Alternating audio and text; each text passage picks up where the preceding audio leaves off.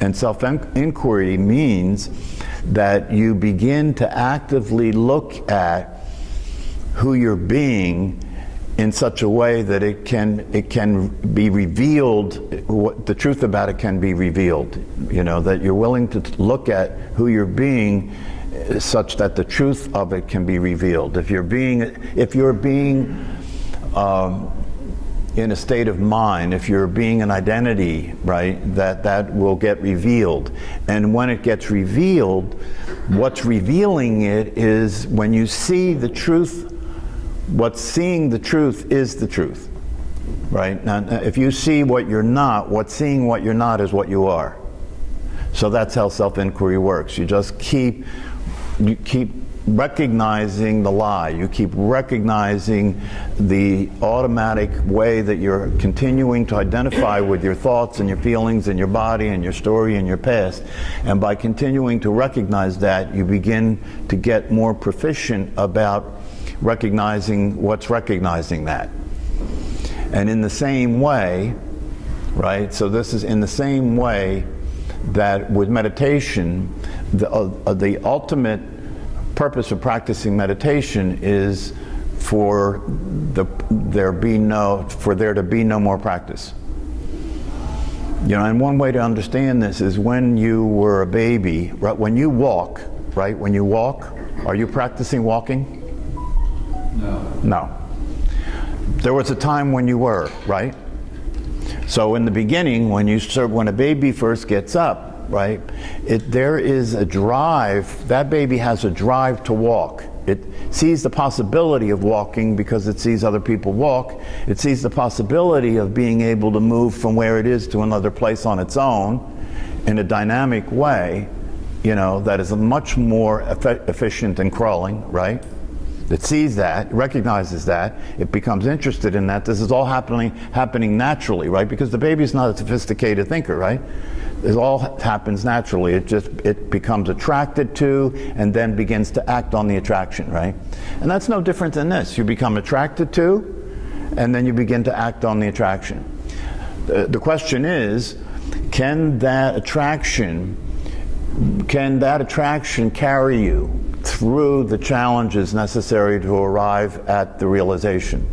So in the same way, as you practice being what you are, it's like practicing walking. In the beginning, the practice is to keep remembering the truth, right? Because you will continue to get lost up in, you know, who you consider yourself to be.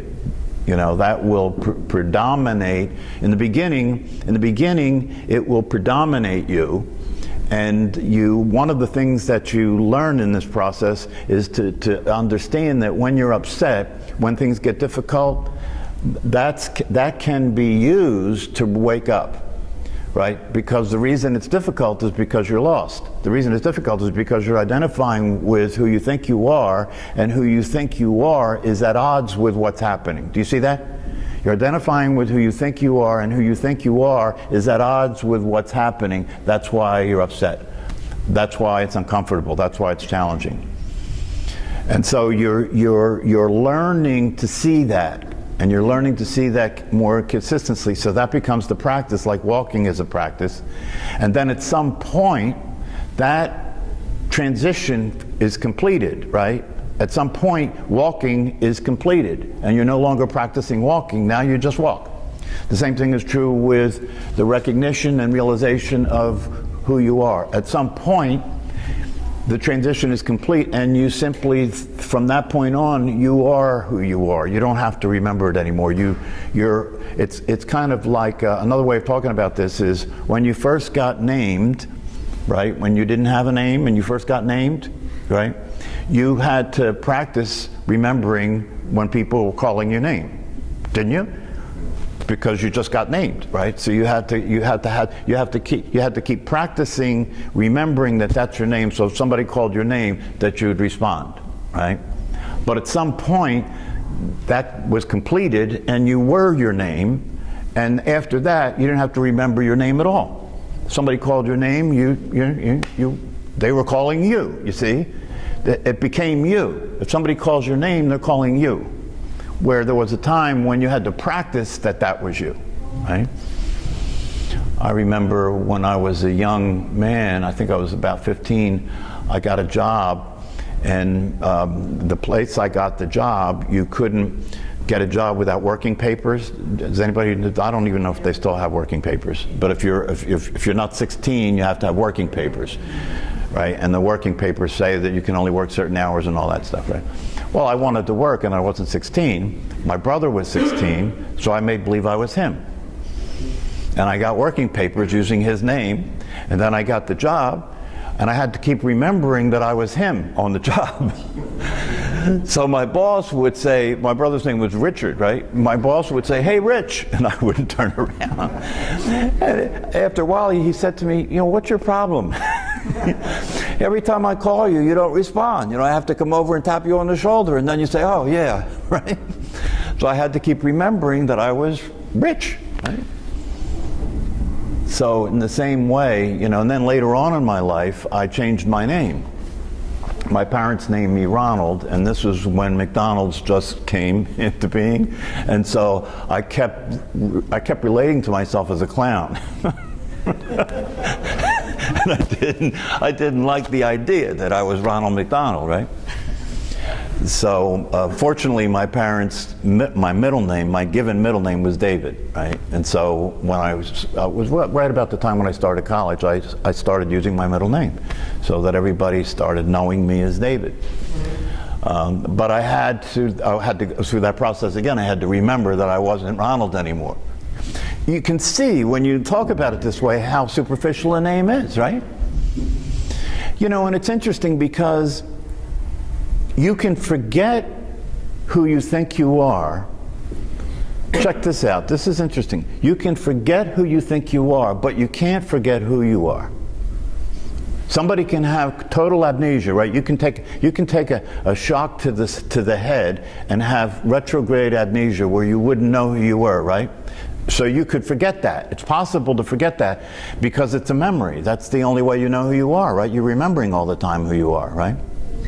You can forget that. But even after having the shot in the head and you don't know who you are, you still know who you are. You're still there. You still are aware. You're still there. And you still recognize everything else that's going on, but you don't know who you are anymore. That's interesting. So you can forget who you learned you are, but you can't forget who you really are. There's nothing to forget, right? Because who you really are is not a name, it's not a body, it's not a thing, right?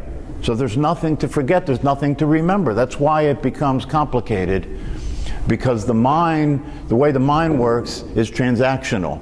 I'll give up being who I am if you can tell me who I'll be next, right? It's a transaction, right? But this isn't transactional, you know. This is giving up who you think you are so you could be who you really are. So that's not a transaction. That's a letting go of what's not true, right? So, any other questions about the... So you see, you're really on your own. It's interesting in a way. I'm glad that I saw it this way because it really puts it in the proper perspective. It's up to you. You know, if you don't want the meal, don't come to the dinner. It's up to you. If you don't think the food is nourishing, if you don't think there's anything to be had, or if you do think there's something to be had, but you're in a state of mind that has you be reasonable and say, "Oh, well, I'm busy on Mondays," or "I don't want to," you know, this is how trivial the mind can be, right? It's like when this class started at 7 o'clock in the morning, right? A lot of people came up to me and said, "Oh, I wish I could come to your class, but I can't make it 7 o'clock." And my response, if I was going to be really realistic, my response to them would say, "Well, you mean you're in a coma until 7:30, right? Or your legs don't, you know, you're a paraplegic until 7:30?" Because that's the way they were talking. I can't make it at 7 o'clock, as if that is an absolute truth, right? It's the same thing with meditation, you know. It's like people say, "Oh, I can't sit for 45 minutes." Oh, really? Why not? See, people don't pursue that question. You know, people don't look to see what's the difference between what you say is the case and reality, right? How many things in your life show up for you like you can't do them, When in reality, if you were going to really be completely honest, the truth is you don't want to. That's all. That's the truth about getting here at 7 o'clock. I don't want to come at 7 o'clock. I want to sleep, right? So there comes a point in life, there's a thing about maturity. You know, before you can end your life thinking of yourself as a person, you have to become mature enough to recognize that being a person is insufficient and unworkable and limited, right? And undesirable, and it starts to feel uncomfortable, right? That's maturation. You're maturing, you've matured as a person to the point where you're being a person was ready to evolve. You see what I mean? It's like it starts to become uncomfortable to be that way anymore, and then something wants to evolve, right? The butterfly, you know, the caterpillar wants to become a butterfly now, right? And so that has to be there, and the interesting thing about that is that it can, and this is the most fascinating aspect of this to me of all, is that on the one hand, certain things have to be so. Certain things have to be in place, you know, for it to happen. The seed has to have water and fertile ground to grow, right? And has to get sunlight. Certain things have to happen for the seed to sprout, right? In the case of this, if you are functional, if you're generally functional, you know, you don't have brain damage, right? You're generally functional. You can kind of make it in the world, right? Generally speaking, then you are at a place where there's sufficient circumstances for you to evolve, right? I mean, it wouldn't be fair for me to have a conversation like this with somebody who had a brain damage, right? That's not because they don't have the right, their equipment isn't able to do it, right? And you know, from a certain way of looking at things, that's just the way it is. You know, for whatever reason, in some sense, you have evolved to the point where you're at right now, and that evolution of you to where you're at right now has had you appear here, has had you show up here. You know, the way I know that is you are here, right? And you not only are you here, but you're here for this conversation, right? Which means, and if you're here for this conversation and you've been coming to class and you've been listening to this conversation and you've been continuing to come to class, the evidence is speaking for itself. Do you understand? You are still here, right? You keep coming back. So there is something in your chair that's hearing something here that's relating to it and resonating with it and has an attraction to it. Yes? It must be, I mean, you know, it's true, because even though all of you have a mind that isn't interested in this and will present you with alternatives, or being reasonable, or not having enough time, or having somewhere else that you could be on Sunday, you still show up. So I know that there's a listening from who you are here. The evidence speaks that, right? Now the question is that listening, hearing enough to be willing to take the next step, right? And the next step is not to be passively involved anymore, but to actually put your ass on the line, right? To let the reality of what's happening for you as a person in terms of the state of mind that you're in, and the thought processes that are running the show for you, and the limited relationship you're having with this conversation, let that be seen. That's a big challenge, right? Right? That's a big challenge. Instead of being passive and being able to sit there and be the audience, right? The audience. See, the audience is in a position where it's an interesting phenomenon. The audience is in a position where you could sit there quietly and judge what's going on, right? You can sit there quietly and stay in your head and stay in the way you're identifying with everything, right? And that won't get seen. Nobody will see it, right?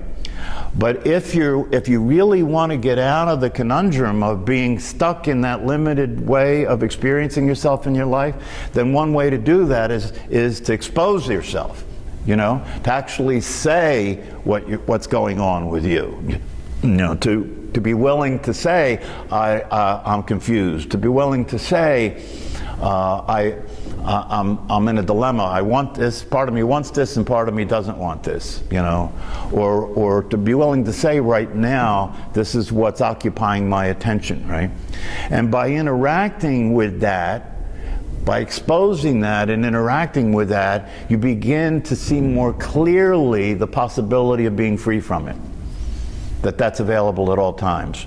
It's interesting because when I watch people interact with teachers and guides, right, in relationship to this evolutionary process, it becomes very interesting because after a certain amount of time watching the interaction, it becomes clear that there's only one thing happening, and what's happening is the person is in a state of mind trying to not be in a state of mind. They're in a state of mind trying to be, they're being who they think they are, trying not to be. You see what I'm saying? They're being who they think they are, trying not to be, which is a never-ending cycle of, that's a circular process. I'm being who I think I am, trying not to be. Do you see how trying not to be just reinforces that you are? Right? So in this process, to shine the light on that allows people to recognize that as long as you keep going to the mind, as long as you keep referring to thought, right, as the source of recognizing who you are, you can't get out. You can't get out. That's why if I interact with somebody and the way they are showing up, the way that they are expressing themselves is from the identity, is from what they're thinking, it's a hopeless process. Because if you keep coming from where you're thinking, you're coming from being stuck in a state of mind that can't not be what it is. Do you understand? When you're being a state of mind, you can't not be what you're being because you're trying to be it as it. Do you understand? You're trying to be it as it. You can't be what you are as what you're not. And this is the dilemma. This is what you were talking about, right? One of the things that a lot of spiritual teachers step over, and I don't know whether they're conscious of stepping over it, or whether they just don't see it. And it's even true with the meditation that we use, the guided meditation here, because Jack is talking to who you think you are in the guided meditation. And the thing that makes it even worse is he's talking to who you think you are as if that is who you are. And that is counterproductive, right? So you can't, there has to be the recognition at some point that the you that wants to be free, the you that wants to be free from who you think you are, wants who you think you are to come, wants who you think you are to be there free. Can you see that that's like that's a impossibility? By reveal, and so how do you change that? I mean, by just listening to our thoughts and what's inside our. Well, see, that's what the mind will limit you to do, to listen to your thoughts, right? But your thoughts are never going to be able to express what you are, because what you are can't be thought, right? So, but see, I like what you're doing. I like that. See, what Frank's doing is he's demonstrating what it's like to move out of the audience. Right? He's willing to put himself out there and say, okay, how do I do this? Right? What's the answer here? Right? Well, the answer here is that you don't try and change anything. That's the first misstep. That's the first misstep, is to think, okay, I have to change something, right? I have to practice being what I am from what I'm not, right? Which is true, in the beginning. That's true. So you're practicing lying about it in the beginning, right? Faking it until you're making it, right? But the reality of it is, this is not about change, right? This is about simply seeing things as they are. That's all. If you just see the truth, that's it. Just to see the truth. And so the process of inquiry is continually noticing the lie, continuing seeing what's not true, continuing seeing who you're not. And every time you do that, you're seeing it from who you are. That's the process. So, and then what you do is you start to be, and if you come to this group, you start to become familiar with the ability to do that. So that as you go through your day, you start being able to notice being who you're not. You start watching how being who you're not is your default state, and you start watching its limitations. You start watching its failures, right? Its failures to relate to other people effectively. You start watching its failures to relate to life effectively. How does that show up? It shows up when you're upset.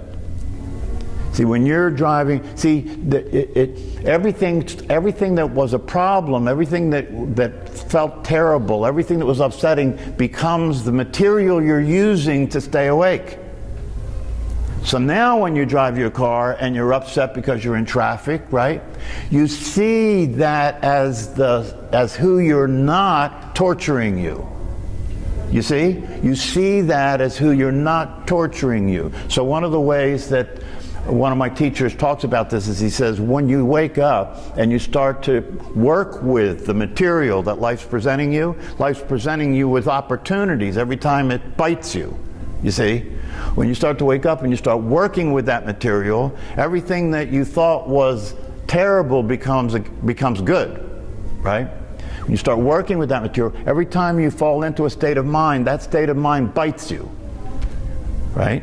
And so you begin to see how staying in this limited experience of yourself is causing you harm, is causing you suffering, is biting you, is causing you to be upset, is causing you to be anxious, is causing you to be fearful, is causing you to be frustrated and angry, right? It's causing you to be concerned, is bleeding your energy off. It's bleeding your energy off. I love the way Mooji talks about it. He says you're hemorrhaging energy. And when you wake up and you see and you start to realize you're hemorrhaging energy, that's an uncomfortable reality to be aware of, right? So the first thing you want to do is, I don't want to hemorrhage energy. How can I stop hemorrhaging energy? And one of the ways that you see that you can stop hemorrhaging energy is to keep your mouth shut. That's the biggest way that people piss away their energy. The weather's the perfect example of that. What's that? The weather is the perfect example. Yeah. People's whole weeks are ruined. It didn't even come yet. That's right. You know? That's right. All the examples of wasting energy, if you start to just pay attention to that one thing, right? Just start paying attention to your energy. What are you using it for, right? The two biggest places that we waste energy is unnecessary thinking and unnecessary talking, right? And then following that, unnecessary behavior, right? And if you just start paying attention to how much of what you say, how much of what you think, how much of what you do is irrelevant, isn't necessary, is useless, is not effective. If you start to pay attention to that, you'll get very uncomfortable being who you're being, right? And that's good. That's good, to get very uncomfortable being who you're being. Yes? But when you recognize it and it doesn't subside, then it gets frustrating. To who? To this person who I think I am. That's right. So the way out of that is what? It's like, oh my gosh, I know this is, but it doesn't make me feel any better. That's right, right? That's right. Like anxious or upset. That's right. So how do you get out of it? Stop being who I am. But that doesn't seem to want to go away. Yeah, because you can't stop being who you are. Because I was trying to change. That's right. See? You see, when you start to... I know. It just all makes so much sense, but it doesn't... But it what? Doesn't work. To who? In my life. To whose life? My life. Who? Me. Who? I know. Me who doesn't exist. See, you see how it always keeps coming back to the lie, right? Who doesn't it work for? It doesn't work for who you think you are. But that doesn't make me. It doesn't make me realize. Oh, okay. This is. Doesn't make who? I'm not really that person, so now I feel fine. Doesn't make who realize. Me. You see the trap? Self. Herself. Is that the answer you're looking for? I'm not looking for an answer. I'm just pointing to what's going on. Right? Because every time you say yes, but, right? When you say yes, but, what's going to come out of your mouth next is the lie. You would think that after being exposed to this multiple hundreds, millions times, whatever, that it would like make sense and get better. Who would think that? It's frustrating. Who's frustrated? Me. You see? Yeah. You see how it just keeps coming back, right? See, the question is, are you willing to notice that what's the news feed, the information feed that you're speaking from, right, is a state of mind that can't experience the truth because it's not aware. It's a state of mind. It's the awareness of the state of mind that's the truth. See, the question is, when you see what you say, see, watch how insidious it is. When you say you see what you see, right? How can that not make a difference unless the you that says they saw it is who you think you are? When you say you saw what you see, how can that not make a difference unless the you that saw it is who you think you are, not the awareness? If it's the awareness, it's got to make a difference, doesn't it? Because if it's the awareness, it doesn't matter. See, here's the thing. If it's the awareness, it doesn't matter what you think. It doesn't matter what the thoughts are saying, because that's no longer your reference point. That's no longer your reference point. And not only is it no longer the reference point, but the reason it doesn't matter is because who you are as awareness isn't trying to get anywhere, isn't trying to understand anything, isn't trying to figure anything out. So once you let that go, everything is resolved.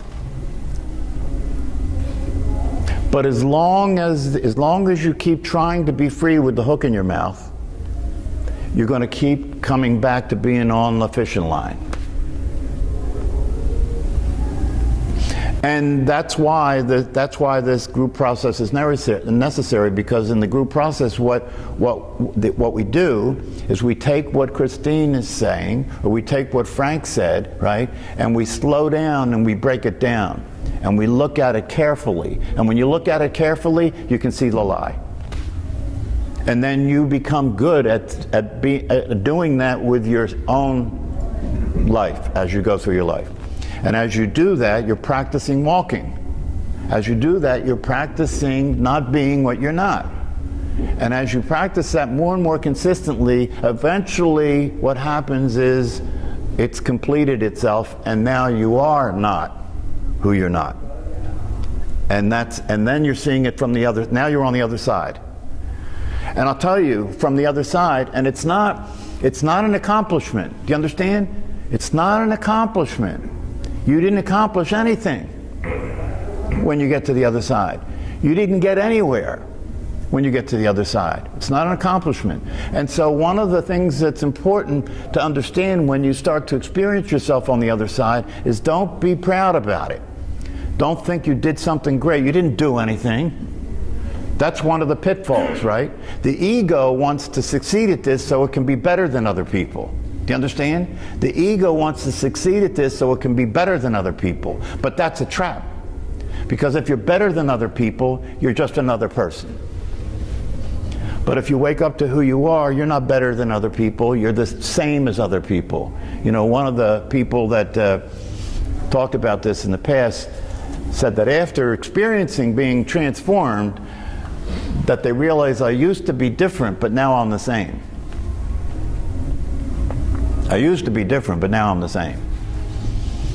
So, and if you make it to the other side, which is not making it to anywhere, right? See, you can't talk about this without it becoming double talk, right? If you make it to the other side, one of the things that becomes really interesting if you escape the attempts of the ego to have you think that you're better than anybody else or you accomplish something. But one of the things that you see is that from that other side, when you look back at people that are still lost in the sauce, right? You can't believe it. You can't believe it. How the hell can you not get this? That's how it looks from the other side, right? But then how do you not feel different then? Because you don't feel different because, and the reason you can't believe it is because you're seeing who they are that they're not seeing. That's how you know you're not different. You know, the thing about enlightenment, right? If you really understand what enlightenment is, you know that everybody's already enlightened. It's not an accomplishment. It's not something that happens that you get to. Everybody's already enlightened. The only question is, are they going to notice? Because what's enlightenment mean? Enlightenment means the end of suffering, right? And who is it that doesn't suffer? Who you already are, which means you're enlightened. So the party's on. Are you going to come? That's what it's really like. The party's on. Are you going to come? What are you holding on? What are you holding back from? You see? What are you protecting? There's nothing to protect. You can't protect anything. You can't stop the process. You can't change the truth. You can't change the truth. You'll never succeed at being who you think you are because it was never the truth. So that's why it becomes more and more relevant to let it go. You know what I mean? It's like trying to accomplish something that can't be accomplished. How long are you going to continue to do that? And you don't lose anything by letting go of who you consider yourself to be. You gain everything. You don't lose anything, you gain everything. This is the time to let yourself burn. This is the time to throw yourself into the fire. This is the time, you know, because if you want to see what freedom feels like, right? Risk who you're afraid you are. If you want to see what freedom feels like, take the risk of putting your ass out there and playing your card, right?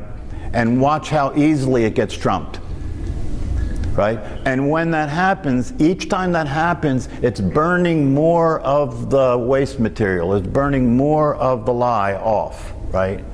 Every time you expose who you think you are to the truth, that exposure burns that. Do you understand? That exposure evaporates that. That's like throwing an ice cube in hot water, right? Every time you put out there who you think you are in the light of the truth, it gets exposed.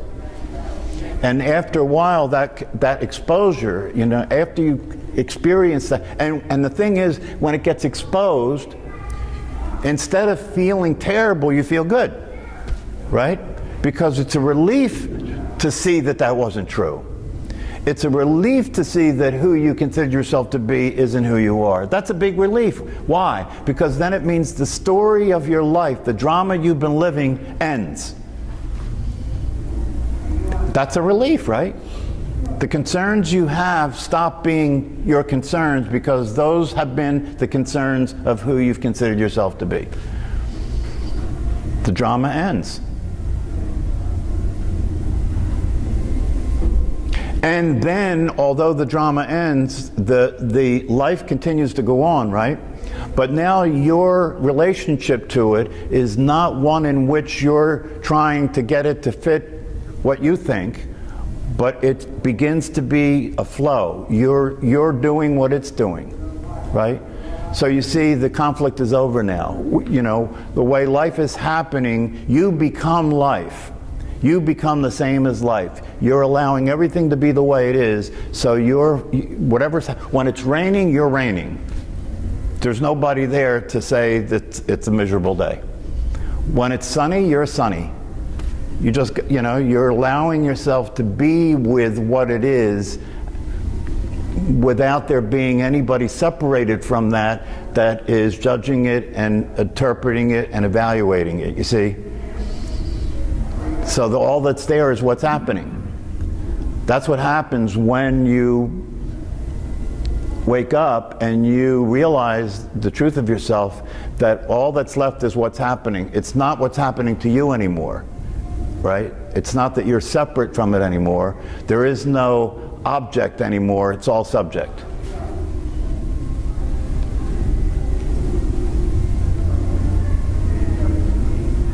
I mean, in the way that could be spoken of is that all that there is when you see the truth, all that there is awareness. All that there is awareness. What you used to think was happening in awareness is just awareness. Does anybody get that? When you see the truth, what you used to think was happening in awareness, right, is awareness. What you used to think you were conscious of is consciousness, right? There's no more subject-object. It's called non-dual. There's just one thing happening. Another way of saying the same thing is if you take you out of the formula, right? If you take you out of the formula, would there be a subject and an object? If you weren't here, would there be you and what's happening? No, there would be just what's happening. Would it be a problem? Would it be a problem? For who would it be a problem? Nobody. Yeah. So the you, and in that paradigm, in that realm, right, who you think you are becomes just part of what's happening. But what if you don't think you are whatever? I mean... Well, wait. Answer the question, because that's the case. But to me, I mean, I don't think I am something particular. You know, Oh, really? Tell the cop that pulls you over when he asks you for your ID. I haven't been pulled over. No, but what I'm telling you is, see, this is the way the mind works. The mind's going to give you thoughts like that to try and convince you that you're not who you think you are. It's just lying. Because and the reason that I can say this is right is because when the shit goes down, you're going to be Chris. You have no choice. All right, so who do I think I am? Who just spoke? I can tell you Michael Sagno, but you tell me that's not me. Well, I could tell you that that's... I follow you on that line of thought. Yeah. You can't follow me on that line of thought. You have to look for it. You have to discover this. Okay. You have to look for yourself. You can take what I'm pointing... See, it's like if I'm pointing to this, and you're confusing my finger for what I'm pointing to. Right? If I'm pointing to this, I'm pointing to a truth that is there for you to see for yourself. If you don't see that, you have no place to go from. Right? If you don't see that, then you're just going to be, this is going to be a conceptual conversation. It's just going to be an intellectual abstraction. Right? So the first step is you have to see what I'm talking about for yourself, in your own experience. Which is not hard, right? Are you aware? I believe so. You have to believe you're aware? Yeah, I have to pay attention to my actions all the time, especially in work. I didn't ask you that. Okay. I didn't ask you what actions. Are you? Is there awareness in that chair? I believe so, yes. Why do you have to believe it? Because I have to think about it. Why do you have to think about it? The awareness, the thought can't exist without the awareness being aware of the thought. It's there first. It is, you can't be in this conversation with me without that being the case, yes? Yes. Okay, so this is the one thing that you don't have to think about or believe. It's self-evident that you're aware. The fact that you're here is the evidence that you're aware. Yes? Yes. Okay, so the next step from that is that that's the truth of what you actually are. Everything else has been layered over that. At some point, the awareness that you are got interpreted to be that you're this body and you're this name. That's an interpretation. It's that simple.